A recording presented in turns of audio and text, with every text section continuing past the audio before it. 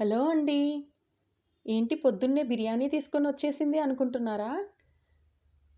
ఏం లేదండి. ఇది ఈరోజు చేసింది కాదులెండి. కాకపోతే అప్‌లోడ్ చేయటం కొంచెం లేట్ అయ్యింది. ఇది మష్రూమ్ బిర్యానీ. ఎలా చేద్దామో చూద్దాం వచ్చేయండి. దీనికి కావాల్సినయి మష్రూమ్‌ని శుభ్రంగా కడిగి సగంగా కట్ చేసుకోవాలి. పెద్ద సైజ్ అయితే సగంగా కట్ చేసుకొని పెట్టుకోండి. బాస్మతి రైసు 2 సార్లు కడిగి వాటర్‌లో పోసి అరగంట పాటు నానబెట్టుకోవాలి. బిర్యానీకి కావాల్సింది దబరా పెట్టేసుకొని నెయ్యితోనే చేయాలండోయ్. నెయ్యి వేసి 5 స్పూన్లు నెయ్యి వేయండి.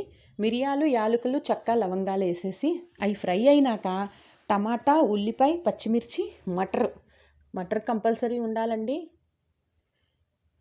కొంచెం మనం కట్ చేసి పెట్టుకున్న మష్రూమ్ని ఇందులో యాడ్ చేసేసుకొని ఫ్రై అవ్వనివ్వండి. సాల్ట్ వేస్తే తొందరగా ఫ్రై అవుతుంది. దీంట్లో నేను షాజీరా కంపల్సరీ వేయాలండి. బిర్యానీ అంటే షాజీరా లేకుండా ఎలా చెప్పండి? మీరు ఫ్రైడ్ ఆనియన్ కంపల్సరీ వేయండి. ఇందులో నేను చూపించకపోయి ఉండొచ్చు. నేను కంపల్సరీ ఫ్రైడ్ ఆనియన్ వేసా. 1½ స్పూను అల్లం వెల్లుల్లి పేస్ట్ కూడా వేశాను. పక్కన ఎసట్లో బియ్యం పెట్టుకొని బియ్యంలో సాల్ట్ కంపల్సరీ వేయండి. ఎసరు మరిగేటప్పుడు బియ్యం వేసేసి 80% రైస్ కుక్ అయినాక ఆ రైస్ని తీసి ఈ కర్రీలో వేసేసేయాలి. లేయర్స్ లాగా వేయాలి. లేయర్స్ లాగా వేసినాక వేసే ముందు కొంచెం కూర తీసి సపరేట్గా పక్కన పెట్టుకోండి. ఏదైతే మష్రూమ్ కర్రీ ఉందో అది తీసి పక్కన పెట్టుకోండి.